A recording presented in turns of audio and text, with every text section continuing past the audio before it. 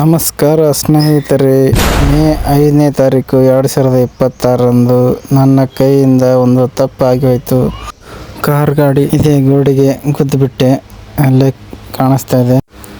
ಗುದ್ದಿದ ಹೊಡೆತಕ್ಕೆ bumper ಮುರಿದೋಯ್ತು. Headlight scratch ಆಯಿತು. ಒಳಗಿಂದ ಲಾಕ್ ಕಟ್ಟಾಗೈತೆ ರೀ ಹೆಡ್ಲೈಟ್ದ. ಗಾಡಿ ವಾಷಿಂಗ್ ಹಚ್ಚಲಾಗ್ತಿದ್ದ ಅಕಸ್ಮಾತಾಗಿ ಶೀಟ್ ಹಿಂದೆ ಸರಿದು ಬಿಡ್ತೀರಿ. ಶೀಟ್ ಆಟೋಮೆಟಿಕ್ ಹಿಂದೆ ಸರಿದು ಬಿಡ್ತೀರಿ. ಗಾಡಿ ನನ್ನ ಕಂಟ್ರೋಲಲ್ಲಿ ಸಿಗಲಿಲ್ಲ. ಹ್ಯಾಂಡ್ ಬ್ಯಾಗ್ ಜಗ್ದ ಆದ್ರೆ ಗೋಡೆಗೆ ಗುದ್ದು ಬಿಡ್ತು. ಗಾಡಿ ಓನರು ನಮ್ಮ ಶೋರೂಮಲ್ಲಿ ಇರೋರು, ಅವರು ಹೊಸದೆಲ್ಲ ಹಾಕ್ಸ್ಬೇಕಂತ ಹೇಳಿದ್ರು. ಅದಕ್ಕೆ ಇಲ್ಲಿ ಹೊಸ ಪಾರ್ಟ್ಸ್, ಹೊಸ ಬಂಪರ್, ಹೊಸ ಹೆಡ್ಲೈಟ್, ಹೊಸ ಹೋಲ್ಡರ್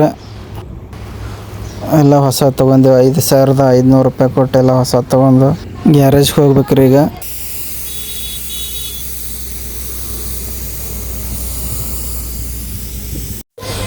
ಎಲ್ಲ ಕಾರ್ನಾಗ ಇಟ್ಕೊಂಡು ಗ್ಯಾರೇಜ್ಗೆ ಹೊಂಟೆವು.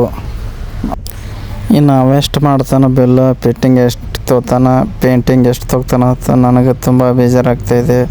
ಉಂಡಿದ್ದೆಲ್ಲ ತಿಂದಿದ್ದೆಲ್ಲ ಒಂದೊಂದು ರೂಪಾಯಿ ಬೆಲೆನೂ ನಮಗೆ ಗೊತ್ತು. ಯಾಕೆ ಕಷ್ಟ ನಮಗೆಲ್ಲ ಗೊತ್ತಿದೆ.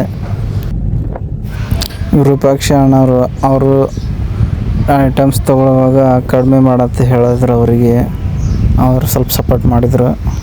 ಶಿಖರ್ ಖಾನಿ ಗ್ಯಾರೇಜ್ಗೆ ಬಂದೇವ್ರಿ. ಇಲ್ಲಿ ಆರಿಫ್ ಮೇಸ್ತ್ರಿ ಅಂತ.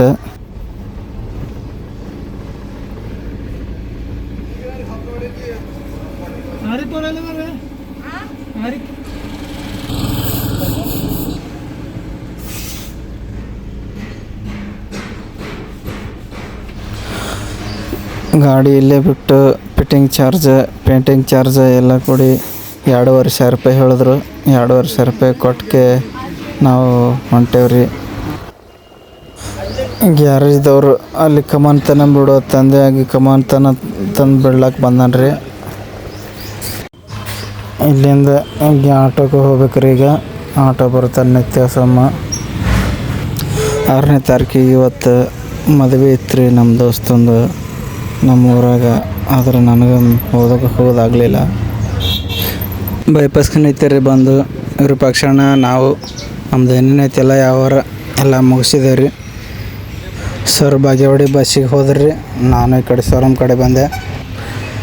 ರೊಕ್ಕ ಹೋಗಿದ್ದಕ್ಕಿಂತ ಅಲ್ಲಿ ಗಾಡಿ ಟಚ್ ಆಗಿದ್ದು ನೋಡಿ ಕೆಲವು ಮಂದಿ ನಕ್ಕಾರ. ಆ ನಕ್ಕದ ನೋಡಿ ಭಾಳ ಬೇಜಾರಾಗೈತಿ.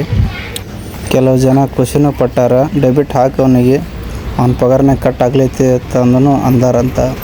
ನನಗೆ ಎಷ್ಟು ಚೀಪ್ ಅನಿಸ್ಬಿಡ್ತು ಅಂದರೆ ನಿಮ್ಮ ಈ ಥರದೆಲ್ಲ ಇದಾರೆ ಜನ. ಈ ಘಟನೆ ನಡೆದೈತಿ.